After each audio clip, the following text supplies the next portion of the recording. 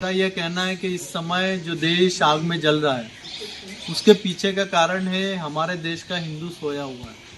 और जब तक हिंदू समाज अपनी अस्मिता संस्कृति की रक्षा करना नहीं जानेगा, नहीं उसके प्रति वो सजग होगा, तब तक इस देश के अंदर देश विरोधी ताकतें देश को उन्माद की आग में जलाने वाले इसी प्रकार से देश को जलाते रहेंगे।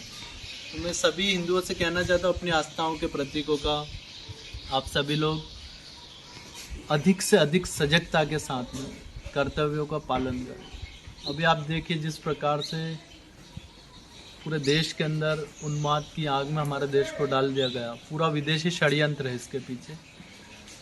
कोई उन्मादी मजहबी तत्व इस देश के अंदर विदेशी ताकतों से पैसा लेकर के, हमारे पास प्रूफ है जो हमने भारत की इंटेलिजेंस को ईमेल के द्वारा, भारत के गृह मंत्रालय को मेल द्वारा भेजे हैं कि कैसे इस दंगे को प्रायोजित तरीके से अल्ट न्यूज़ का जो व्यक्ति है जुबैर, उसने पूरे तरीके के साथ फंड लेकर के और लोगों तक उसने पूरा एक काम को चलाया है। तो सरकार इनके खातों का जांच करे, सरकार इनके पूरे जितने भी अकाउंट्स हैं उनका डिटेल में जांच करे।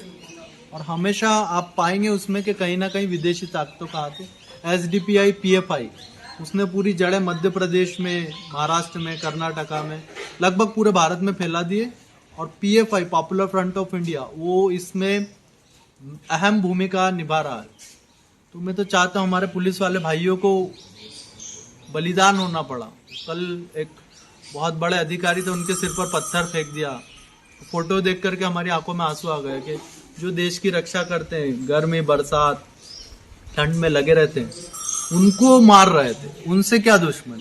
आपकी भावना आहत हुई है तो आप देश की गाड़ियों को जलाएंगे, संपत्ति को फूकेंगे, आम नागरिकों को परेशान करेंगे, ये तो गलत है। तो इन लोगों को आप समझ लेना चाहिए, भारत संविधान से चलेगा। परम पूज्य बाबा अम्बेडकर साहब ने संविधान बनाया और इसी संविधान से हमारा देश चलने वाला है। कोई इस देश में मजहबी उन्मादी तत्व अपना ताकत भीड़तंत्र दिखा करके इस देश पर राज नहीं कर सकते। बस इतना ही कह करके मैं अपने शब्दों को विराम करता हूँ। और भी क्या यहाँ के स्थानीय लोगों को कुछ संदेश है? स्थानीय लोगों को यही मेरा संदेश है कि सब मिलजुल करके रहें, जाति पाति में बंटना और डिस्क्रिमिनेशन का भाव हमारे मन से निकाल करके एकता में हमें रहना होगा। वरना इस समाज को छिन्न भिन्न करने के लिए भारत ने विदेश की ताकतें लगी हुई। आप देखिए जिस प्रकार से 56 कंट्रीज हैं वो प्रेशर डाल रही। पहले यहाँ पर तुष्टीकरण की नीति चलती थी, अब क्या 56 देश OIC organisation of Islamic corporation, उसके हिसाब से हमारा देश चलेगा। हमारे देश के अंदर कानूनी प्रक्रिया, हमारे यहाँ पर FIR होती है, उसके बाद सारे जांच होती है, उसके बाद में किसी को जेल भेजा जाता है, फिर कोर्ट तय करती है कि दोषी है कि नहीं दोषी है। लेकिन आप बहुत सारा लाखों लोग इकट्ठे होकर आ जाएंगे, इसे फांसी पे चढ़ा दो, उसे फांसी पे चढ़ा दो। ये तो हमारे देश का नियम ही नहीं है। हमारे यहाँ तो पूरा न्यायिक प्रक्रिया है। तो वे लोग जो कबीलाई जिंदगियां जीते हैं वे हमें सिखाएंगे। दुनिया का सबसे बड़ा लोकतंत्र पर भीड़ तंत्र को हम हावी नहीं होने देंगे। तो स्थानीय लोगों से भी यही कहना है कि जागरूक हो, अपने संविधान का अध्ययन करें और उनके अधिकारों को बचाने के लिए आप लोग भी समर्थन में आ जाए। वरना अगर ये लोकतंत्र हटा तो दुर्गति होना तय है। और ये संविधान ही हमारी सबसे बड़ी ताकत है।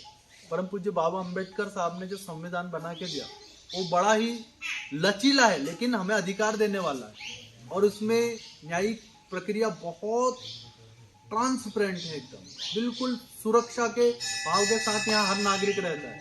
लेकिन कुछ लोग जो विदेशी ताकतों के हाथ में बिक गए, वे लोग इस देश को जला रहे हैं। ज़्यादा लोग नहीं, उनका इलाज कर देगी। हमारे यहाँ पर रॉ है, हमारा रिसर्च एंड एनालिसिस विंग, उसके पास पूरे प्रूफ आ गए। अजीत डोभाल जी हैं, वो अच्छे से इलाज करने वाले। NSA नेशनल सिक्योरिटी के जो हमारे चीफ हैं, वो बहुत बेहतरीन तरीके से इस देश को संभाल के रखे। वरना ये देश CA की आग में तभी जल गया होता। लेकिन अब तो देश को बहुत अच्छे नेतृत्व मिल गए, देश बहुत अच्छे से जाएगा। और हम सभी को सरकार के सभी कानून कायदों का पालन करना चाहिए। भारत माता की जय, वंदे मातरम।